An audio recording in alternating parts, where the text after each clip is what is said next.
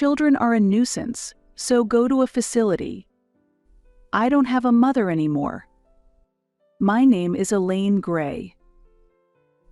I'm still in the 5th grade of elementary school, and I live with my father and mother in a family of 3.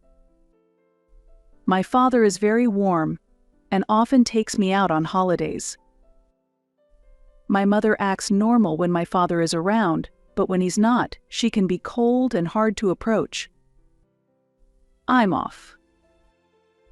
As usual, my father headed to work early in the morning. While eating breakfast, I called out, "Take care."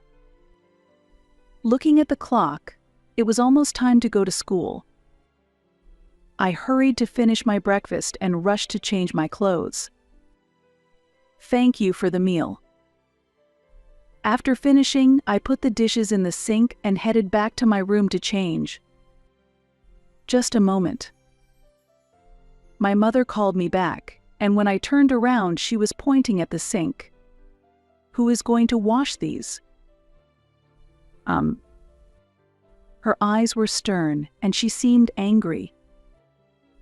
Normally, I would just change and go to school, but I felt like I would be scolded if I did that. I'll wash them myself. When I said this in a small voice, my mother suddenly yelled, "What? I can't hear you." My body jolted. However, feeling that I was wrong, I apologized. "I'm sorry. I'll wash them myself." Hoon. That's right. From now on, take care of your own things. With anger, my mother threw her apron onto the sofa and went back to her room. Reflecting on her words, I realized that I need to manage things myself, so I cleaned up after breakfast and left the house. While talking with friends at school, the topic of parents came up. Listening to them, their mothers seem kind, and although they sometimes get angry, their relationships appear good. "What's your mom like, Elaine?" I was suddenly asked, and I hesitated on how to respond. However, I thought that maybe my perception of my mother being cold was a misunderstanding and that she was irritable because I had been neglecting my responsibilities, so I answered that she is very kind. My friends responded with, "That's nice," but I felt conflicted. When I got home and said, "I'm back," there was no sign of my mother. Thinking she might have gone shopping, I started my homework in my room. Before I knew it, it was completely dark outside, and the clock indicated it was dinner time, but my mother still hadn't returned. After a while, I heard noises at the entrance and sounds of something being moved and the fridge opening. When I peeked into the kitchen from my room's door, I saw my mother. Feeling hungry, I approached the kitchen and greeted her with, "Welcome back." "I'm back." From her brief reply without turning around, I could tell she was still in a bad mood. "What's for dinner tonight?" I asked with a smile, but it seemed to be a mistake. My mother turned around with a frightening expression. "What? Didn't I tell you to take care of your own things?" Your dad will be home soon, and I'm busy preparing dinner." Unable to say anything more, I reluctantly started to make instant noodles just as my father came home. "I'm home." Hearing my father's voice, my mother immediately took the instant noodles I was holding. While I was disoriented by her actions, my father entered the kitchen. "Oh, are we just starting dinner now?" Seeing my gentle father's face, I felt tears welling up. "Welcome back." "Today, shopping took a bit long, so I'm about to start making dinner now. Daddy and Elaine, please wait a little longer." My mother's face softened. I wasn't sure if she was no longer angry, but the thought of eating the meal she was preparing made me feel happy. Later, we had dinner as a family and had a fun time playing games with my father. Maybe my mother was still a bit in a bad mood. As I fell asleep, I thought that if I properly took care of my own things, I wouldn't get scolded anymore. From the next day, I made an effort to manage my own affairs. I washed the dishes after breakfast, folded the laundry myself, and put it away in the closet. I cleaned my room, and on days when my mother was late, I prepared and ate instant noodles by myself. Hoping for a compliment from my mother, my face naturally brightened. Although she hasn't praised me yet, she has been getting angry less often. It's enjoyable to spend happy times with my father and the three of us as a family when he is home. One night, I woke up to groaning sounds and realized it was the middle of the night. Feeling scared and thinking it might be a ghost, I covered myself with my blanket. The groaning continued, and soon, trembling with fear, I heard the sound of an ambulance siren. The ambulance stopped very close to our house, and the front of the house became noisy.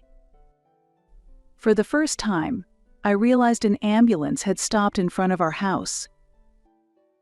I jumped out of bed in a panic and saw that it was my father being carried out by the paramedics. "Daddy," I cried out, seeing his face pale and in pain. Tears overflowing, I clung to a paramedic and pleaded, "Please save my dad." The paramedic gently placed a hand on my shoulder and said, "We'll take him to the hospital right away."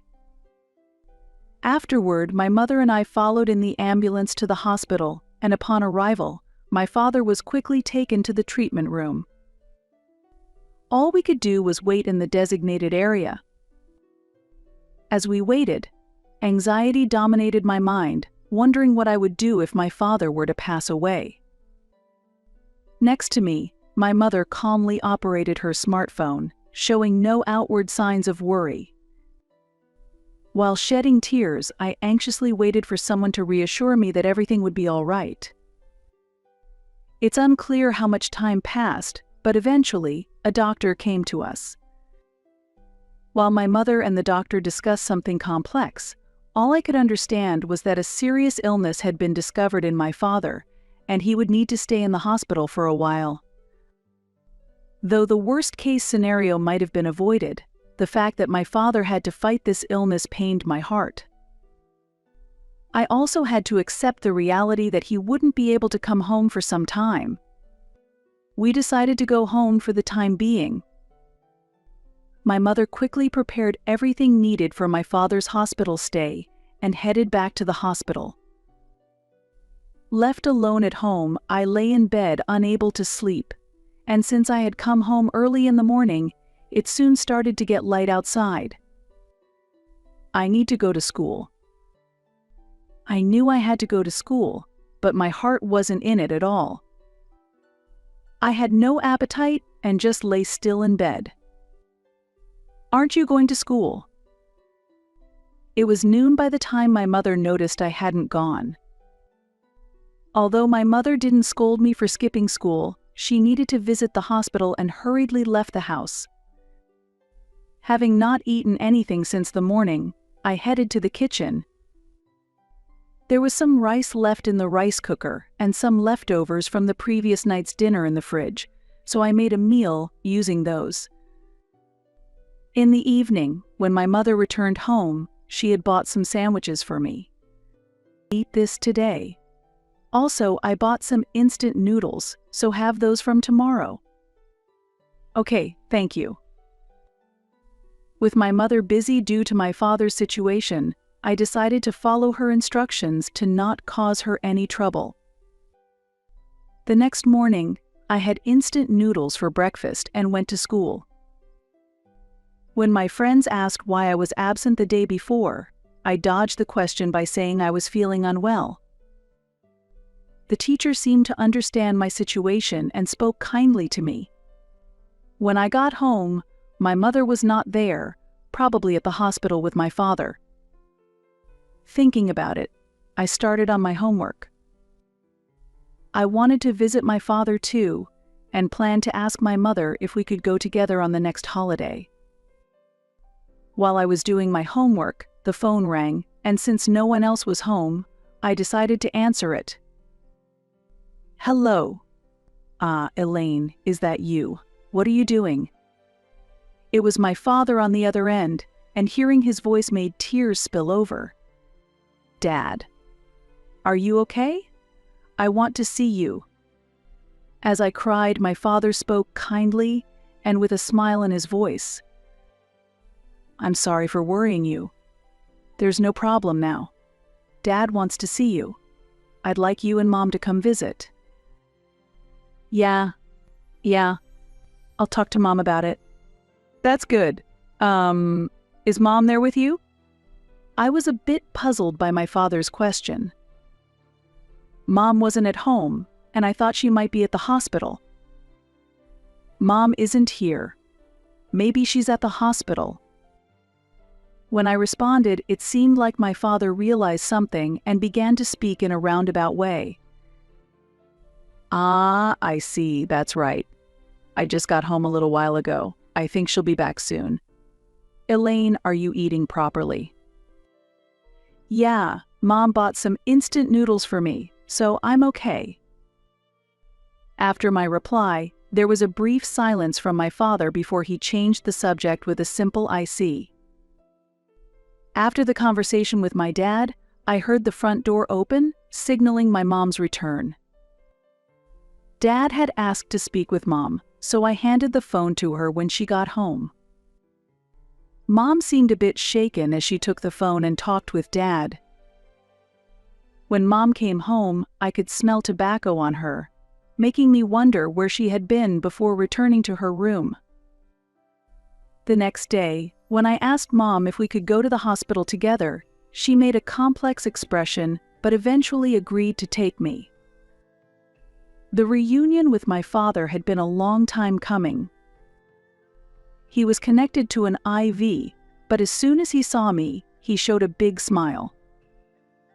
"Elaine, I'm so glad you came." I instinctively hugged my father, nearly crying at the sight of him looking so energetic, but I felt very happy. After enjoying a conversation with my father, I left the hospital room as it was time for my mother to return. As I looked back, my father was waving his hand with a smile, saying, "Come visit again." Little did I know that this would be our last conversation. Soon after, my father's condition suddenly worsened, and he passed away. I couldn't believe the reality and dressed in black as my mother instructed, attending the funeral. Many people gathered at the funeral to say their goodbyes to my father. My mother was composed throughout, and watching her, I almost hallucinated that my father was still alive. As I was standing absently in a corner of the venue, someone approached me. "Hey, aren't you Elaine?" Turning around, I saw a woman dressed rather flamboyantly standing there. Confused about who she was, the woman sat next to me and began to speak.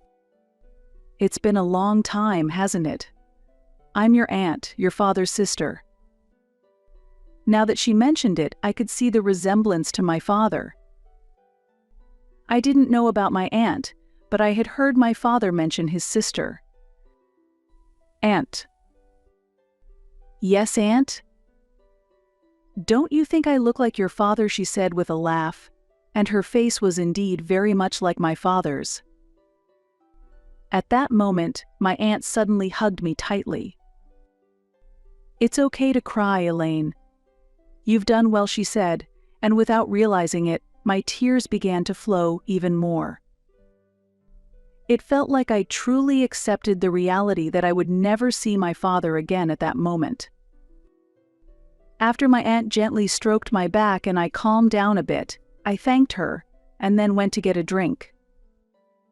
In the room, I found my mother, who coldly remarked upon seeing my tear-streaked face. "Were you crying? How disgraceful." Her cold words pierced my heart. "Mom, aren't you sad?" I asked, shocked that she seemed not to be grieving at all. "Being sad won't change anything. He's gone now," my mother answered coldly. Her cold words made my body start to tremble. Even though the three of us had always laughed and had fun when my father was around, I wondered if my mother had truly hated him. As I stood frozen, my aunt appeared. "Oh, sister-in-law, long time no see," my aunt said cheerfully, but my mother's expression immediately changed. "Oh, it's been a while. Do you need any help?" my aunt asked, to which my mother replied, "No, there's nothing." Well then, Elaine, let's go over there," my aunt suggested. She took my hand and we left the room. I could tell from my mother's expression that she felt uncomfortable around my aunt. Afterward, I spent time by my aunt's side, and the funeral ended without incident. "Elaine, we're leaving now," my mother called me after the funeral.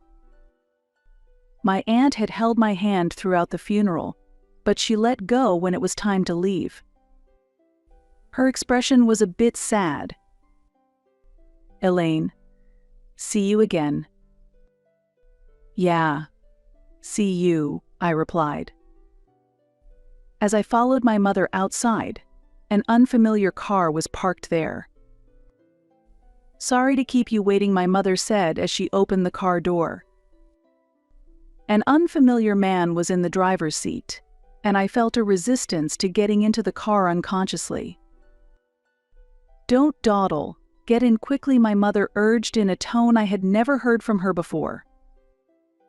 Reluctantly, I got into the car, and it started driving in the opposite direction of our home. I continued to stare out the window.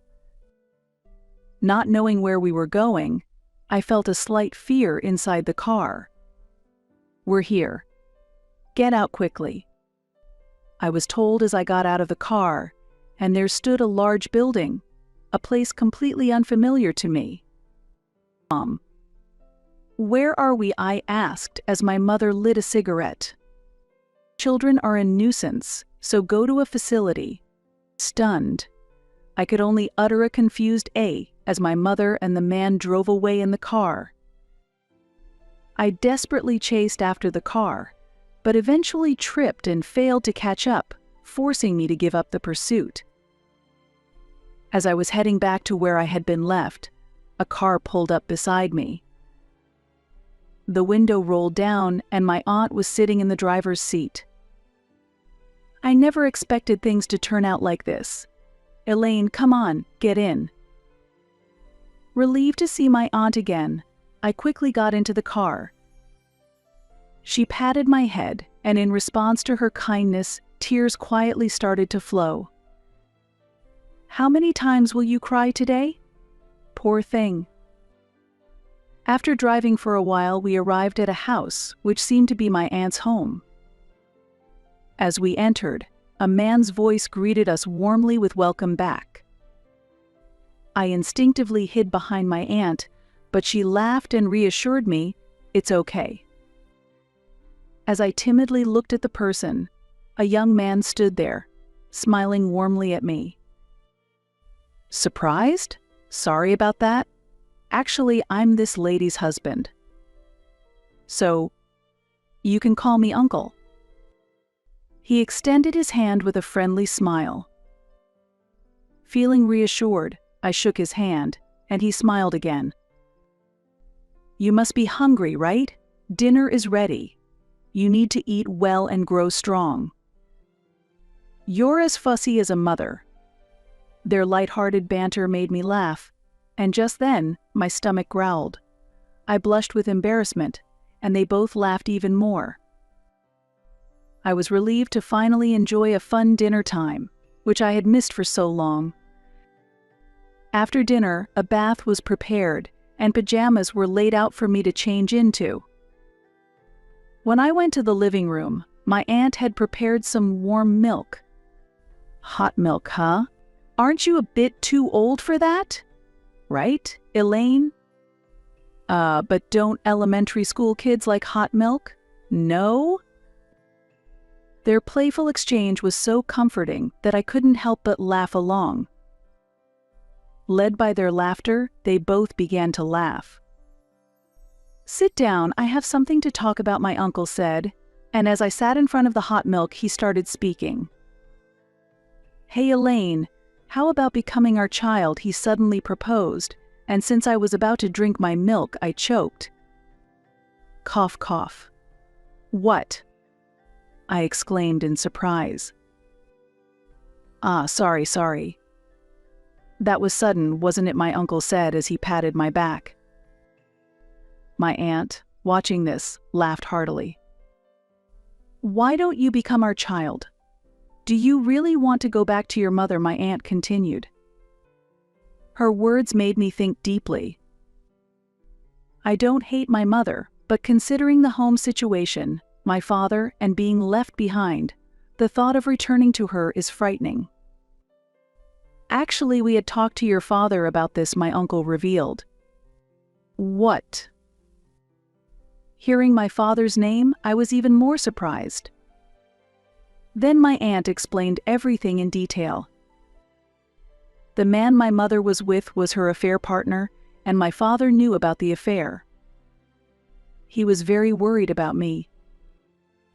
As his condition worsened, and he realized he might not have much time left, my father asked them to take care of me after he was gone. Hearing this, tears overflowed and I desperately missed my father. "Your father loved you very much and cared deeply for you," my aunt said as she gently stroked me, her touch warm and comforting. I silently shouted words of thanks to my father over and over in my mind. I remembered my father, who always played with me and whom I dearly loved. I decided that from now on, I want to become stronger. "I want to stay with you, Aunt and Uncle," I told them, and they were very pleased. Formal procedures are needed for us to officially become a family, and while these will take some time to complete, I was assured that I can stay with them without worry in the meantime. Wanting to be useful for my aunt and uncle, I decided to help with preparing breakfast and dinner and cleaning the bathroom and toilet. But my hard work only seemed to worry my aunt and uncle more. Elementary school kids should be playing more, they said, and though I was confused, I started my homework anyway. "Elaine, have you been doing housework all this time?" my aunt asked me at dinner.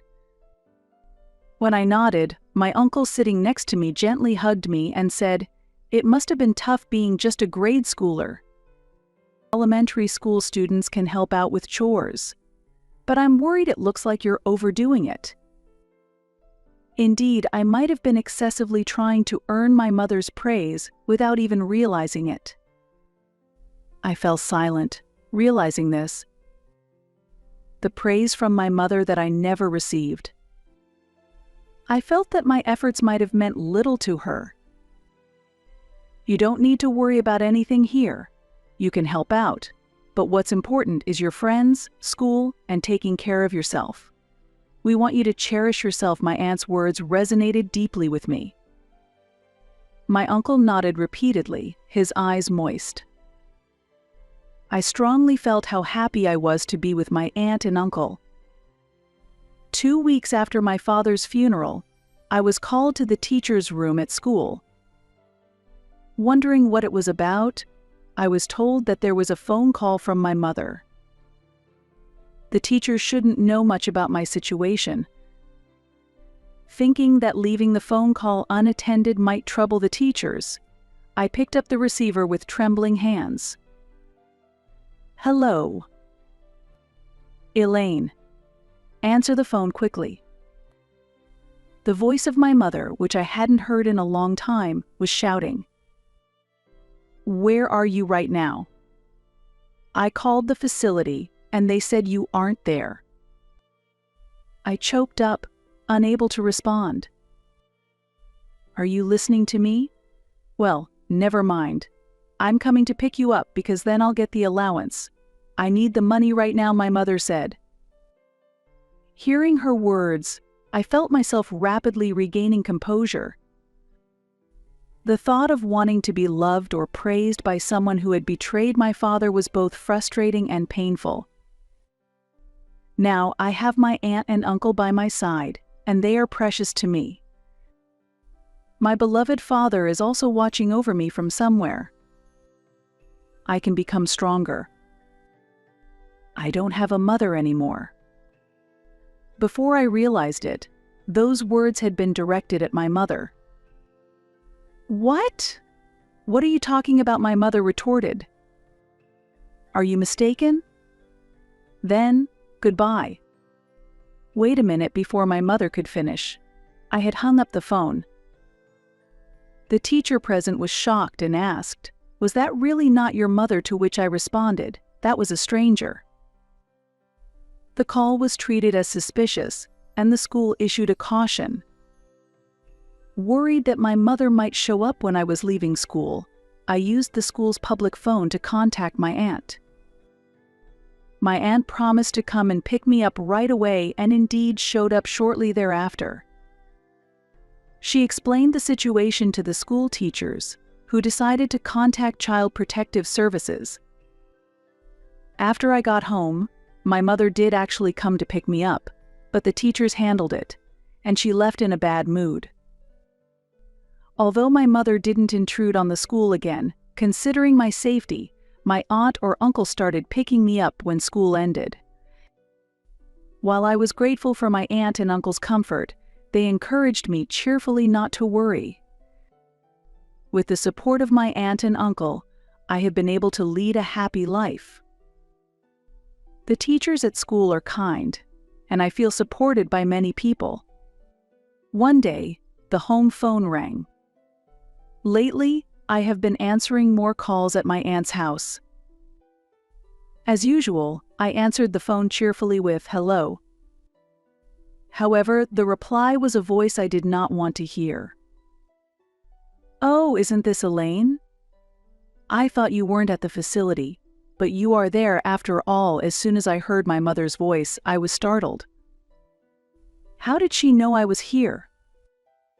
I hadn't told anyone. "Stop staying there and come back soon. Things are tough over here," my mother continued unilaterally. According to my mother, her affair partner's company had gone bankrupt, and she was financially in trouble. Despite hearing my mother's intentions, all I could perceive was her financial dependency on me, which became clear as she continued to plead over the phone. Previously, when she had called the school, she had voiced financial problems, indicating her dire economic situation. As I remained silent, my mother's anger escalated. Amidst her shouting, suddenly my aunt took the phone from me. I turned around to see her smiling, but her expression quickly turned to anger. "Just respond at least." "Are you even listening?" my mother yelled. "It's enough. I can hear you," my aunt responded firmly. My mother's voice trailed off over the phone. My heart was pounding during the confrontation. "How can you not be ashamed? Telling your daughter to come back for money, that's no joke. What do you think Elaine is?" my aunt confronted her. "It's none of your business. Elaine is my daughter, give her back," my mother argued. "Why did you leave your daughter in front of a facility then?" "Stop making convenient arguments," my aunt retorted. "I'll call the police. I'll accuse you of kidnapping," my mother threatened. "Go ahead, say that. We have evidence of all the terrible things you've done to Elaine. We can share that too. We actually welcome the police. It would resolve things faster," my aunt said assertively. What my mother screamed, and I felt guilty, as if I was causing more trouble. At that moment, unnoticed by me, my uncle had returned and gently patted my shoulder. "It's okay. Leave it to us. This is a matter for adults to resolve." My uncle then took my hand and prepared more hot milk for me. "Elaine, you like hot milk, right? You drink it a lot." "Yes, it was so delicious the first time I tried it. I just loved it, I replied. Hearing this, my uncle smiled happily. After a while, my aunt came back into the living room and noticed my worried look, tousling my hair as she spoke. "What's with that face?" "There's nothing to worry about. We won't let her win." As I fixed my hair, I expressed my gratitude to them. Later, I helped with the dinner preparations. Living with my aunt and uncle made me realize how enjoyable housework could be. A few days later, another call came from my mother. My aunt and uncle had said there was no need to answer her calls anymore, but I wanted to be useful to them. "Elaine? Mom is really in trouble. Help me." "I've said this before, but I don't have a mother anymore." "How can you be so cold?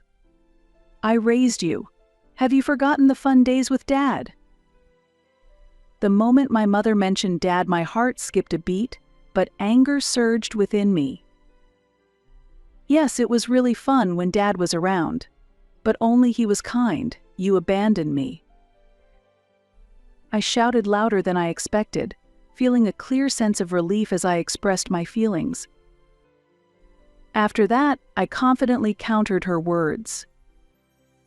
"You are still my child, aren't you? I didn't abandon you. I just left you temporarily."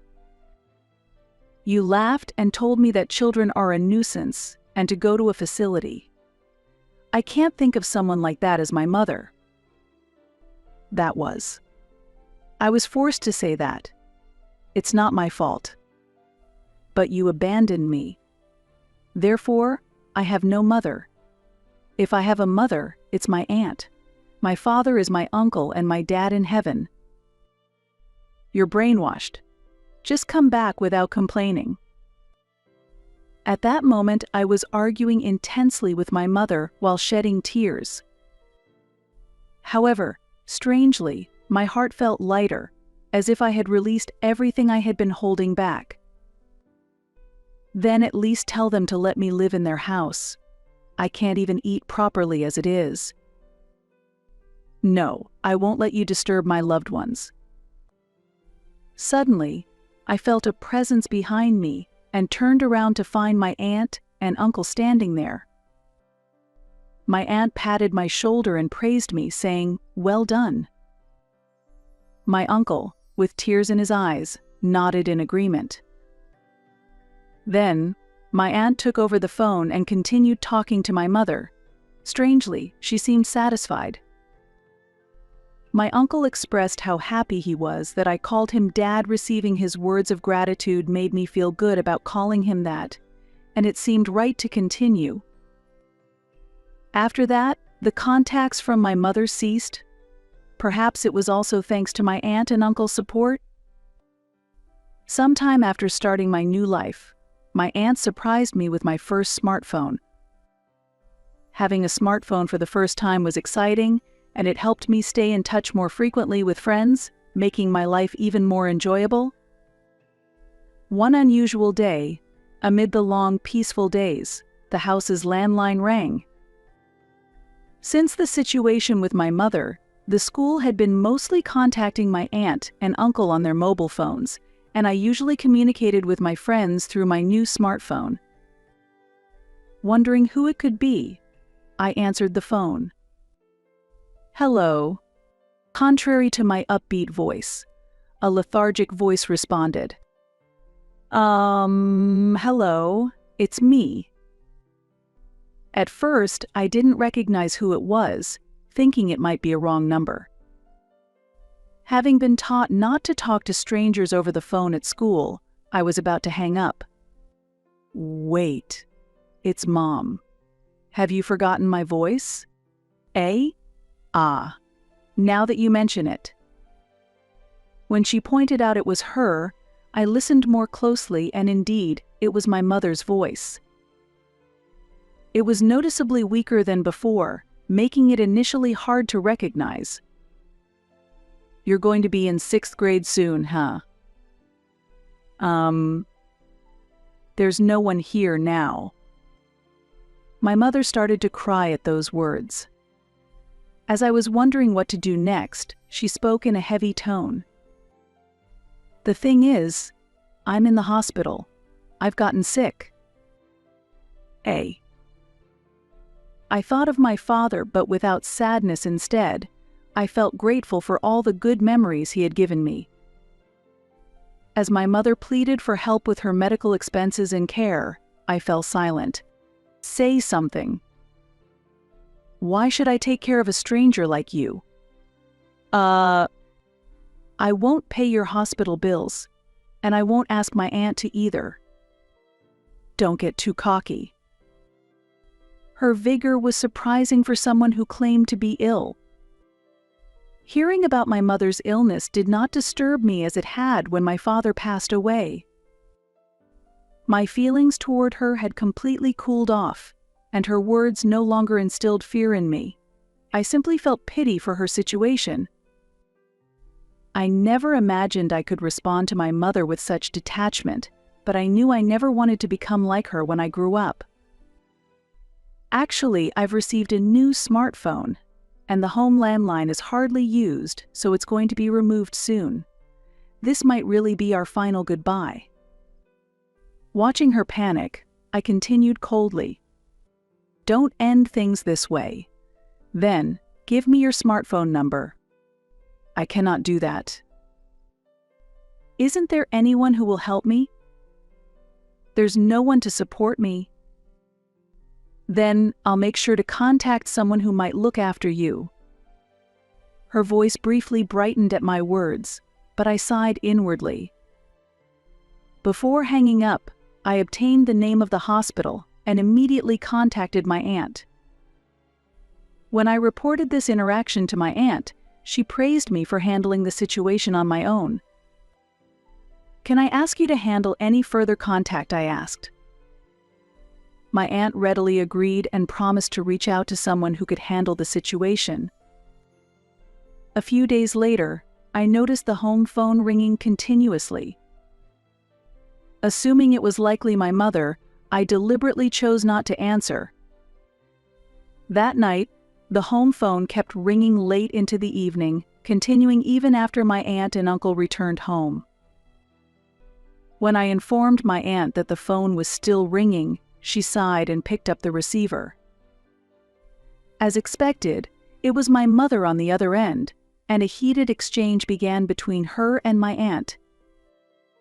My mother persistently demanded to speak with me, but my aunt firmly refused. From the other end of the line, it was clear that my mother was infuriated that I had contacted her brother. Indeed, the person I had asked my aunt to contact was my mother's brother, my uncle, whom I remembered my mother disliked. My mother's brother is known for his stubbornness and deep sense of morality, and he would never tolerate my mother's misconduct. Upon hearing from my aunt, he was furious and promised to come immediately. The reunion between the siblings after several years ended disastrously, fueling my mother's anger towards us. Usually calm, my uncle prompted my aunt to hand him the phone when he saw the situation escalating. However, his expression sternly changed as soon as he took the call. "He gets even scarier than me when he's angry," my aunt whispered to me. "Oh, enough. If you want to talk that much, I'll come myself. I'll make you apologize in front of Elaine. Sick or not, it doesn't matter. Be prepared," my uncle shouted. After my uncle's outburst, my mother hung up in shock. "Oops," she hung up. After the call ended, my uncle was smiling as usual. It seems true that when a generally calm person gets angry, it is indeed frightening. Subsequently, my mother was forcibly taken to her brother's home. Her illness turned out to be milder than expected, and she was soon discharged from the hospital.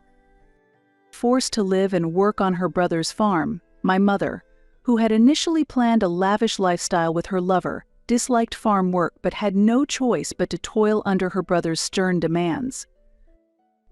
Without the luxury to afford expensive brands anymore, She began wearing second-hand clothes donated by villagers. Meanwhile, the adoption process with my aunt and uncle was finalized, and I officially became their child. We celebrated with a big party where I laughed heartily. Surprisingly, we learned that next year, a new brother or sister would join our family, which made me incredibly happy and grateful. This experience reaffirmed my desire to cherish what it means to be a family.